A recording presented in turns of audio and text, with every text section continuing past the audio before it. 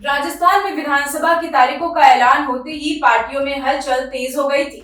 इसी के साथ अब नामांकन दर्ज करने की प्रक्रिया भी समाप्त हो चुकी है। खैर, आपको बता दें कि चुनाव में उम्मीदवारों के घोषणा के नाम पर कई नेताओं ने पार्टी से बगावती सुर भी अपना लिए थे, जिससे खूब बवाल भी मचा था। खैर, 7 सीटों पर उपचुनाव का बिगुल बज चुका है। 13 नवंबर को प्रदेश की 7 सीटों पर उपचुनाव के लिए वोट डाले जाएंगे। उपचुनाव में कांग्रेस से बागी होकर नरेश मीणा भी ताल ठोक रही हैं। नरेश मीणा के मैदान में उतरने से देवरी उनियारा सीट पर मुकाबला दिलचस्प हो गया है। हनुमान बेनीवाल के ऐलान के बाद शिव विधानसभा से निर्दलीय विधायक रविंद्र सिंह भाटी ने भी उपचुनाव में नरेश मीणा को समर्थन देने के संकेत दे दिए हैं। संभावना है कि वो नरेश मीणा का चुनाव प्रचार प्रसार में साथ दे सकते हैं।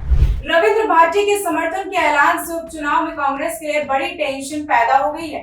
कांग्रेस से बागी हुए नरेश मीणा ने क्षेत्रीय सांसद हरीश मीणा पर 8 करोड़ रुपए में टिकट बेचने का आरोप लगाने के बाद अब सचिन पायलट को बड़ा बयान दिया है।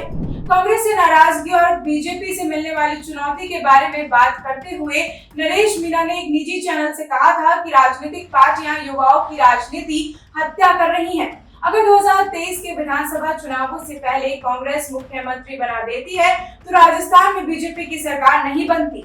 उनके इस बयान के बाद उपचुनाव में सियासी पारा और हाई होने वाला है।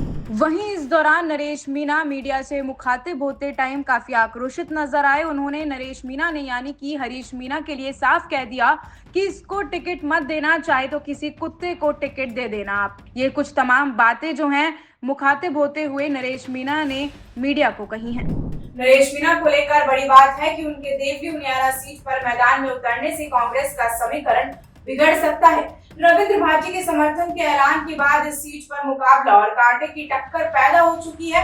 पहले हनुमान बेनीवाल, फिर रविंद्र सिंह भाटी के समर्थन के बाद नरेश मीणा राजकुमार रोत और चंद्रशेखर आजाद के समर्थन की उम्मीद पाले हुए हैं। इसके बाद अब वो एक कदम आगे बढ़कर सामाजिक समता का ताना बाना मजबूत करने की बात करते हुए गुर्जर नेता विजय वैसला से अपने लिए समर्थन भी मांग रहे हैं।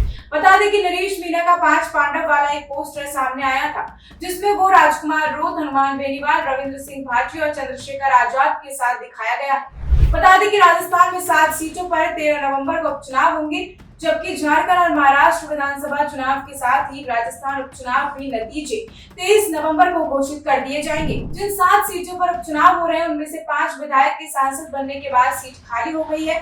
वहीं 2 सीटों पर विधायकों के निधन के उपचुनाव हो रहे हैं। रामगढ़ सीट कांग्रेस विधायक जुबैर खान और सलूम्बर सीट भाजपा विधायक अमृतलाल मीणा के निधन के कारण खाली हो गई थी।